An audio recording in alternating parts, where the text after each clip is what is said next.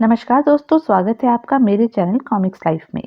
शुरू करते हैं मनोज कॉमिक्स की एक और मजेदार कॉमिक्स, भूत महल और विचित्र बहादुर पार्ट 2। जैसे तैसे राजा व अन्य लोग सरोवर से निकले और उसी हालत में पुराने महल की ओर भाग खड़े हुए। यह क्या आफत आई, आज तो हमारे प्राण ही चले जाते। राजा विचित्रसेन हैरान परेशान से थे। लाखों रुपया खर्च करके इतना सुंदर महल बनवाया, पर वहां एक दिन भी न रह सका। इसका क्या कारण है? क्या भूतों के कहने पर हवा महल तुड़वा दूं? नहीं नहीं।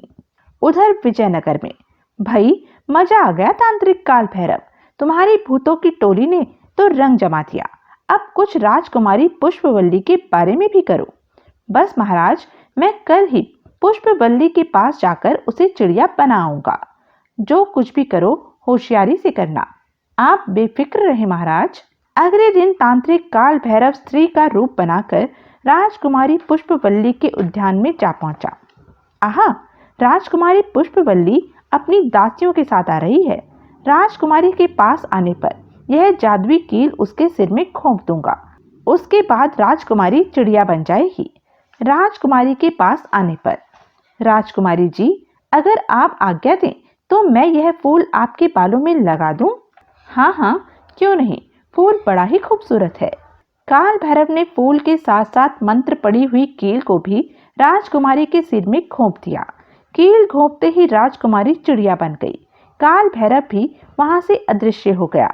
अरे ये क्या, राजकुमारी जी चिड़िया बन गई? वह स्त्री कहाँ गई? जरूर वह कोई जादू करनी थी। राजा विचित्रसेन को जब राजकुमारी पुष्पवल्ली के चिड़िया बनने की खबर मिली तो वह सिर पीट कर रह गया। हाय बेटी पुष्पवल्ली, तेरी यह हालत किसने की? राजा ही नहीं, अन्य सभी भी राजकुमारी के चिड़िया बनने के कारण शोक में डूब गए।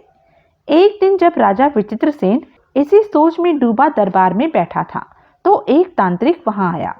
राजन, अगर आप आज्ञा दें तो मैं हवा महल के भूतों को भगाने की कोशिश करूं।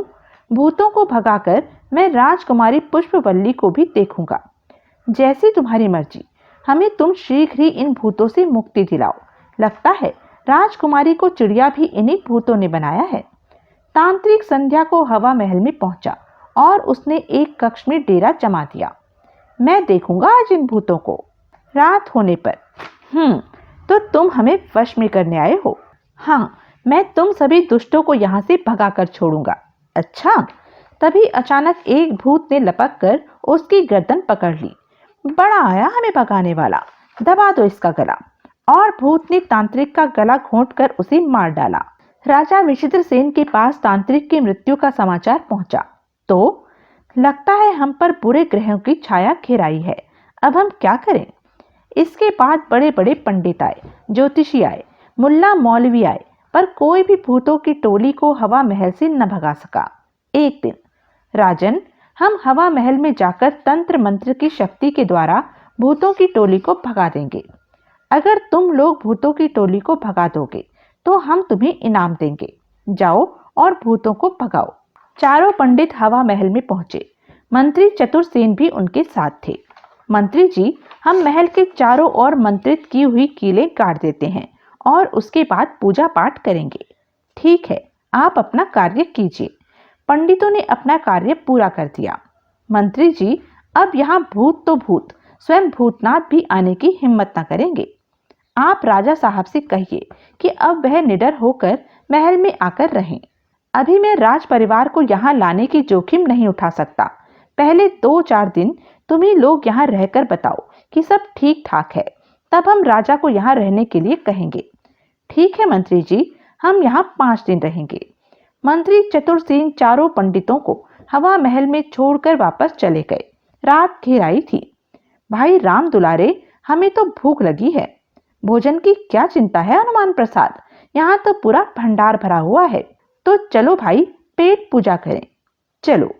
जैसे ही चारों पंडित खाना खाने बैठे, अरे यह क्या, खाने की जगह मांस, मेरी थाली में खून, अरे मेरी थाली में हड्डियां। यह सब करामात भूतों की टोली की थी। तभी वहां भूतों की टोली प्रकट हो गई। हा हा हा हा, हम है काल भैरव के दूत, हम है मस्त कलंदर भूत, हम तुम्हें खाएंगे। नहीं, हमें मत खाओ।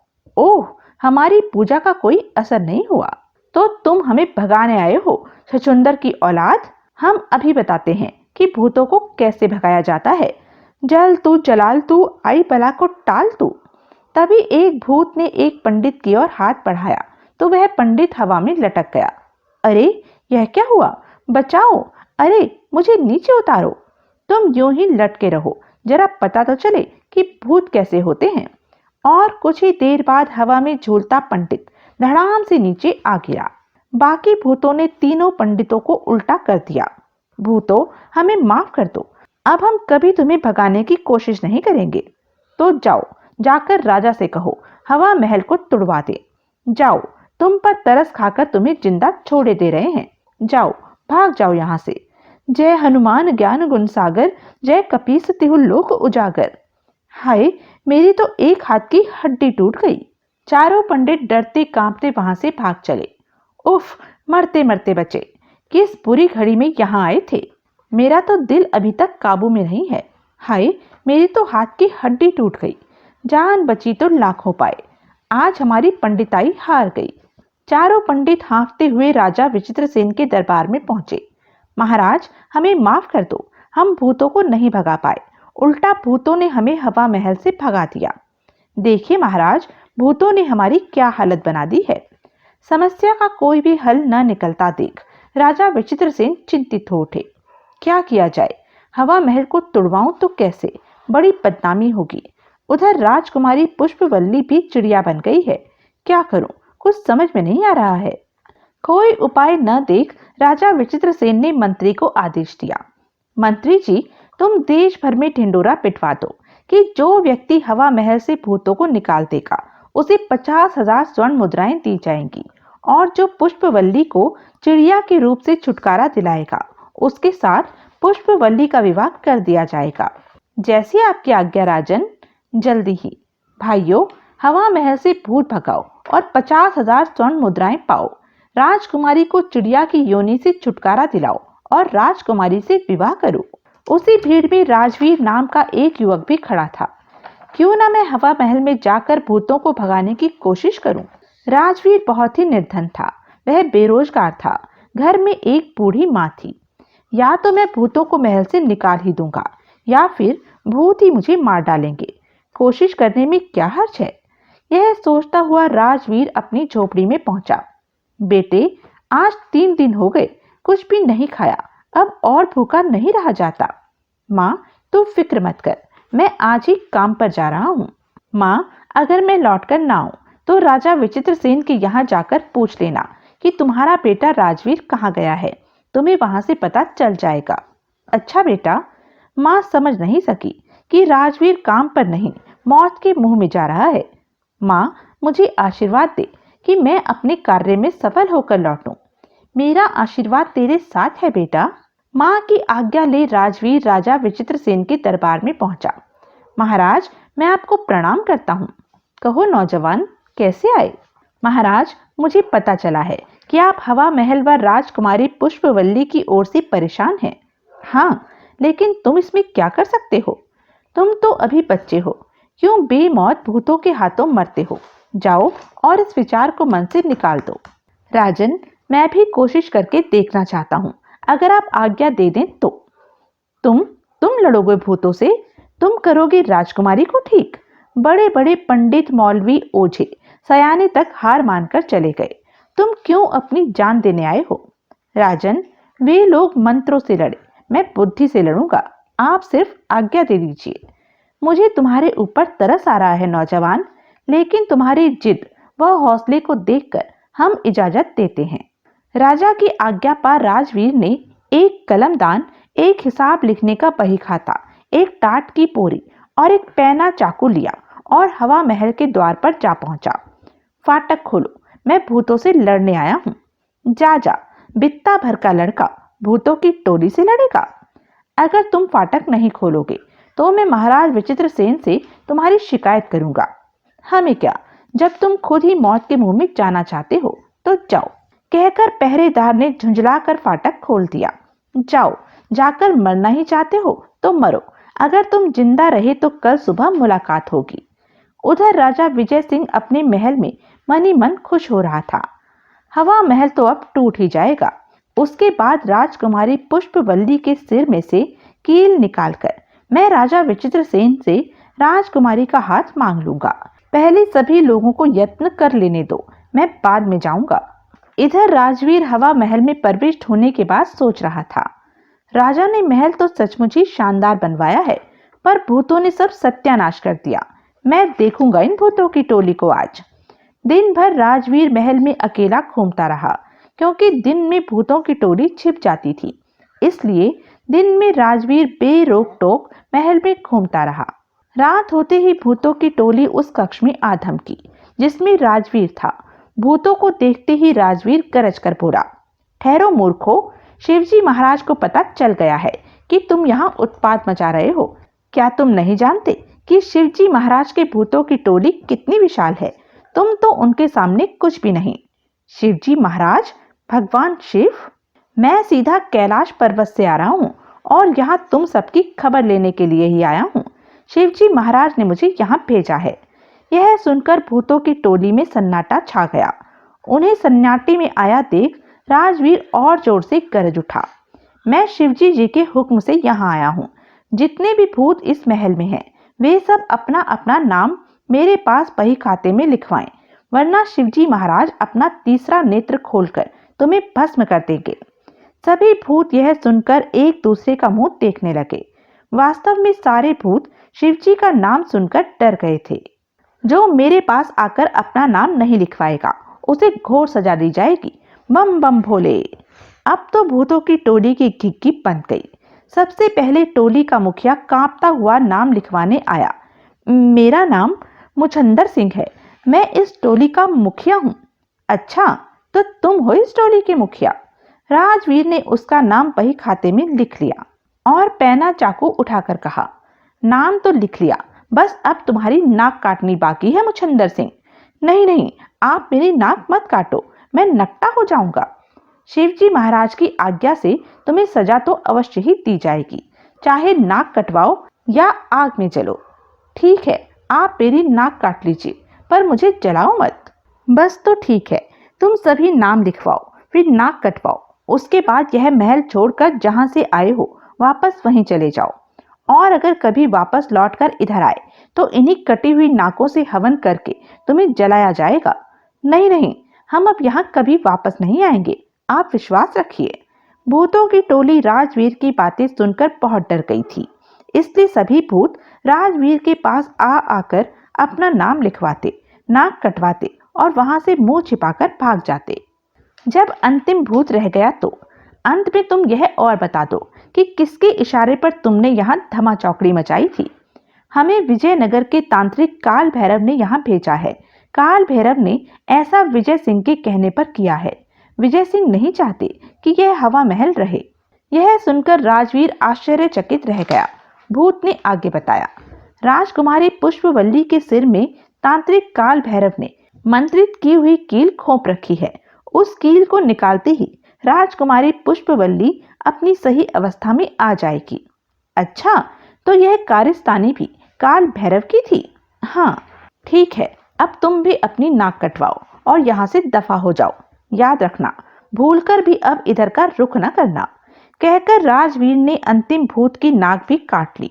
भूत रोता चिल्लाता वहां से भाग खड़ा हुआ। राजवीर खुश था, भगवान ने मेरी सुन ली, अब मेरी सारी गरीबी दूर हो जाएगी। 50,000 स्वर्ण मुद्राएं और राजकुमारी पुष्पवल्ली से विवाह। माँ यह सब सुनकर कितनी खुश होगी। राजवीर ने भूतों की कटी हुई नाकें बोरी में भर ली और आराम से शैया पर सो गया। सुबह होते ही दोनों पहरेदार फाटक खोलकर हवा महल के अंदर आए। बेचारा लड़का अब तक मर गया होगा। समझाया तो था लौट जाए, लेकिन जिद्दी था, माना ही नहीं। मगर जब दोनों पहरेदार उस कक्ष में पहुंचे जहां राजवीर सोया हुआ था, तो अरे, यह तो मजे से खर्राटे भर रहा है। यह क्या चमत्कार हुआ? क्या भूतों की टोली भाग गई? पहरेदारों ने तुरंत राजवीर को जगाया। उठो भाई, उठो, भूतों ने तुम्हें मारा क्यों नहीं? भूत अब यहाँ है ही कहाँ जो मुझे मारते। भूत तो बोरी में बंद है। चलो अब राजा विचित्रसेन के पास चलते हैं। राजा जी अब बिना डरे यहाँ आकर रह सकेंगे। यह तो बड़ा अच्छा हुआ। चलो जल्दी से राजमहल में चलकर राजा को सूचना दें। राजवीर पहरेदारों के साथ भूतों की कटी नाक की बोरी लेकर राजा विचित्रसेन के दरबार में पहुंचा। राजन, मैंने भूतों की टोली को भगा दिया है। इस बोरी में प्रमाण स्वरूप सारे भूतों की कटी हुई नाकें हैं। आप भूलकर भी भूत हवा महल की तरफ रुख नहीं करेंगे। आप जाइए और हवा महल में आराम से रहिए। सच? तभी राजा विचित्रसेन एकदम उदास हो गए। महाराज, आप एकाएक उदास क्यों हो गए? हमारी उदासी का कारण है पुष्पवल्ली। भूत तो तुमने भगा दिए, पर पुष्पवल्ली को अभी तक चिड़िया की योनि से छुटकारा नहीं मिल सका है। महाराज, आप उदास मत होइए। मैं राजकुमारी पुष्पवल्ली को चिड़िया की योनि से भी मुक्ति दिलाऊंगा। तुम? हाँ महाराज, आप जरा पुष्पवल्ली चिड़िया को यहाँ मंगवाइए। मैं उसे देखना चाहता हूँ। भगवान ने चाहा महाराज तो आपकी यह चिंता भी दूर हो जाएगी। आप थोड़ा धैर्य रखें। ठीक है, हम अभी पुष्पवल्ली चिड़िया को मंगवाते हैं। राजा विचित्रसेन ने सेवक को आज्ञा दी। जाओ, जल्दी से पुष्पवल्ली चिड़िया को लेकर दरबार में उपस्थित हो। मैं अभी हाजिर होता हूँ महाराज। कुछ समय पश्चात ही सेवक चिड़िया को लेकर दरबार में हाजिर हुआ। यह पुष्पवल्ली चिड़िया है राजवीर। अब तुम्हें जो करना है शीघ्रता से करो। लाइए महाराज, चिड़िया जरा मुझे दीजिए। मेरे लिए अपने विद्यालय को छोड़ना आसान नहीं है। राजा ने चिड़िया राजवीर को दे दी। राजवीर चिड़िया के सिर को सहलाने लगा। तभी सहसा राजवीर के हाथ से चिड़िया के सिर में गड़ी कील टकराई। राजवीर ने फौरन वह कील खींच दी। कील के बाहर निकलते ही चिड़िया राजकुमारी पुष्पवल्ली बन गई। अद्भुत राजवीर, तुमने तो कमाल ही कर दिया। मेरी बेटी को नया जीवन दान दिया है तुमने। सारा दरबार यह दृश्य देखकर दंग रह गया। बेटी पुष्पवल्ली, तुम ठीक तो हो ना? हाँ पिताजी, मैं बिल्कुल ठीक हूँ। आओ बेटी, मेरे सीने से लग जाओ। इस नौजवान ने आज हमें एक साथ दो दो खुशियां दी हैं। राजकुमारी पुष्पवल्ली दौड़कर पिता की छाती से लग गई। पिता पुत्री की आंखों में प्रसन्नता के आंसू थे। तभी राजवीर ने राजा से कहा, आपको एक बात और बता रहा हूँ राजन। आप शत्रु और मित्र में पहचान करना सीखें। यह सारी करामात आपके पड़ोसी मित्र राजा विजय सिंह की थी। क्या कह रहे हो तुम? भूत जाते जाते मुझे सारी बात बताकर गए हैं। विजय सिंह नहीं चाहता था कि हवा महल की वजह से आपकी कीर्ति दूर दूर तक फैले। विजय सिंह तो आस्तीन का सांप निकला, जबकि मैं तो उसे अपना हितैषी समझता था। राजकुमारी पुष्पवल्ली को भी चिड़िया उसी ने बनवाया था। वह स्वयं राजकुमारी से विवाह करना चाहता था। मैं भला उस मक्कार से अपनी बेटी की शादी करूंगा? मैं विजय सिंह को इस करतूत का मजा जरूर चखाऊंगा। महाराज, अब आप अपना वचन पूरा कीजिए। हाँ नौजवान, हमें अपना वचन याद है। तुम्हें 50,000 स्वर्ण मुद्राएं पुरस्कार में दी जाती हैं और जल्दी ही राजकुमारी से तुम्हारा विवाह भी किया जाएगा। हमें तुम्हारे जैसा बुद्धिमान दामाद ही चाहिए था। हम हवा महल भी तुम्ही को सौंपते हैं। अब तुम ही उस महल में जाकर रहो और राजपाट करो। राजवीर सिंह जी की जय। राजा विचित्रसेन जी की जय। पर राजवीर, तुमने हमें यह तो बताया ही नहीं कि तुमने भूतों की टोली को भगाया कैसे। अभी बताता हूँ महाराज, लेकिन सारी बात बताने से पहले इतना अवश्य कहूंगा महाराज कि और लोगों ने तंत्र मंत्र से उन्हें भगाना चाहा, पर मैंने बुद्धि से काम लिया, इसलिए मैं भूतों से जीत गया। भाई वाह राजवीर, हम स्वीकार करते हैं कि तुम एक साहसी, निडर व बुद्धिमान युवक हो। तुम्हारी वजह से ही हम भूतों के उत्पात से छुटकारा पा सके। फिर राजवीर ने भूतों की टोली के साथ घटी सारी घटना राजा विचित्रसेन को बता दी। फिर शुभ मुहूर्त देखकर राजा विचित्रसेन ने अपना वचन निभाते हुए राजकुमारी पुष्पवल्ली का विवाह राजवीर से कर दिया और राजवीर अपनी बूढ़ी मां और पत्नी पुष्पवल्ली के साथ सुखपूर्वक हवा महल में रहने लगा। झिलमिल परी के चुप होने पर निक्की ने पूछा, झिलमिल परी, राजा विजय सिंह और तांत्रिक काल भैरव का क्या हुआ? उनके बारे में तो तुमने बताया ही नहीं। राजा विचित्रसेन ने विजयनगर पर चढ़ाई करके राजा विजय सिंह और काल भैरव को मौत के घाट उतार दिया और विजयनगर को भी अपने राज्य में मिला लिया। ओह, यह राजा जी ने बहुत अच्छा किया। बेटी निक्की, देखा तुमने, राजवीर ने दुख में भी हिम्मत से काम लिया और सफलता पाई। इसी प्रकार तुम भी दुख में कभी हिम्मत ना हारना। झिलमिल परी, तुमने तो बड़ी अच्छी कहानी सुनाई। मैं तुम्हारी बात याद रखूंगी और अब कभी भी नहीं रोऊंगी। निक्की बेटी, अब मैं परीलोक वापस जाती हूँ। झिलमिल परी, तुम्हें एक वादा करना होगा। रोज इसी तरह आकर तुम्हें प्यारी प्यारी कहानी सुनानी पड़ेगी। अच्छा, मैं रोज रात को इसी तरह आया करूंगी और तुम्हें कहानी सुनाया करूंगी। झिलमिल परी, मन तो नहीं कर रहा कि तुम जाओ, पर तुम्हारा जाना भी आवश्यक है। अतः जाकर मेरी मम्मी से कहना कि निक्की उन्हें बहुत याद करती है। जरूर कहूंगी निक्की बेटी, कहकर झिलमिल परी निक्की को प्यार करके परीलोक को उड़ गई और तभी निक्की की आंख खुल गई। ओह, क्या मैं सपना देख रही थी? पर सपने में झिलमिल परी मुझे दुख में न घबराने का जो आदेश दे गई है, उस पर मैं जरूर अमल करूंगी और पढ़ाई में ध्यान लगाऊंगी। तो यह थी मनोज कॉमिक्स की एक मजेदार कॉमिक्स। ऐसी ही मजेदार कॉमिक्स के लिए बने रही मेरे साथ। और हाँ, मेरे चैनल को लाइक, शेयर और सब्सक्राइब करना ना भूलें। धन्यवाद।